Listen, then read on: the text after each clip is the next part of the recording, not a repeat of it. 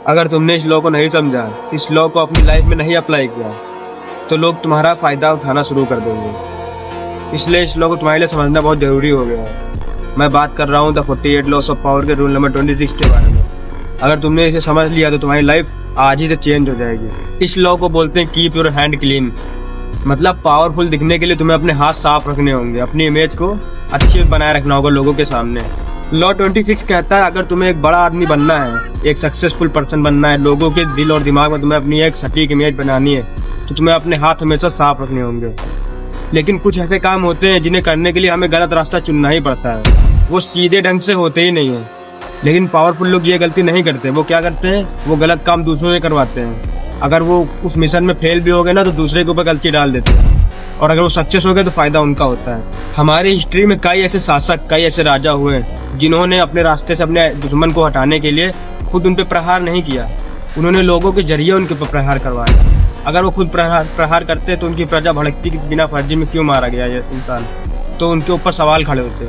इसलिए लोगों को उस राजा ने लोगों को कार्य दिया जो भी गलत काम करते थे, और जैसे उसने मार दिया तो उसमें उसका ही फायदा होता था। और अगर वो फंस गया तो राजा उसके ऊपर ब्लेम डाल देता था और खुद बचकर निकल आता था। इससे उसकी इमेज एकदम क्लियर रहती थी, उसके हाथ हमेशा साफ रहते थे। और ये खेल आज भी चलता है। कई बड़े नेता, कई बड़े बिजनेसमैन ये खेल आज भी खेलते हैं। अगर उन्हें किसी को रास्ते से हटाना हो या कोई गलत फैसला लेना हो तो वो बोलेंगे हमने नहीं लिया है, हमारी टीम ने मिलकर लिया है। और अगर उस फैसले में वो फेल हो गए तो ब्लेम टीम पे डाल देते हैं, और सक्सेस हो गए तो उनका ही फायदा होता है।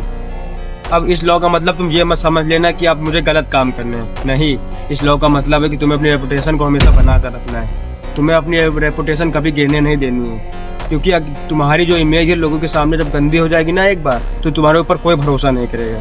और इस दुनिया में सबसे बड़ी ताकत तो रेपुटेशन ही है। अगर तुम्हारी रेपुटेशन बिल्ड है, तुम्हारी रेपुटेशन तगड़ी है, तो लोग तुम्हें सलाम ठोकेंगे।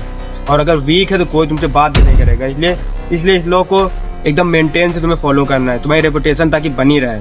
अपनी रेपुटेशन को कभी वीक मत होने देना। अब तुम एक बार खुद सोच के देखो, इस दुनिया में कई लोग तुमको बहुत मासूम दिखते होंगे, बहुत सीधे दिखते होंगे, इनको तो कुछ आता ही नहीं होगा, लेकिन रियल गेम वही खेल रहे होते हैं, पूरी दुनिया को वही चला रहे होते हैं। इस दुनिया में कई ऐसे इंसान पड़े हैं, कितने एग्जाम्पल ऐसे पड़े जो देखने में इतने सीधे लगते हैं, उनकी हरकतें इतनी अच्छी हैं, तुम्हें देख के लगेगा नहीं कि ये गलत काम कर सकते हैं, लेकिन वो गलत से गलत काम करते हैं और किसी को पता भी नहीं चलता। वो अपनी रेपुटेशन को बना कर रखे हुए हैं ना, वो खुद नहीं करते, वो लोगों से गलत काम करवाते हैं, और जब फेल हो जाते हैं तो ब्लेम उसी पर डाल देते हैं, और जब प्लान उनका सक्सेस हो जाता है तो फायदा उनका ही होता है। समझे कि नहीं? तो आज तुमने लॉ 26 सीखा, और अगर तुम्हें द 48 लॉस ऑफ पावर के सारे नियम अच्छी तरीके से समझना है और तुम चाहते हो कि लोगों के कंट्रोल में तुम ना हो, तुम लोगों को कंट्रोल करो, तो इस चैनल को भी सब्सक्राइब कर लो, क्योंकि मैं द 48 लॉस ऑफ पावर के सारे लॉ अच्छी तरीके से एक्सप्लेन करने वाला हूँ इसी चैनल पर।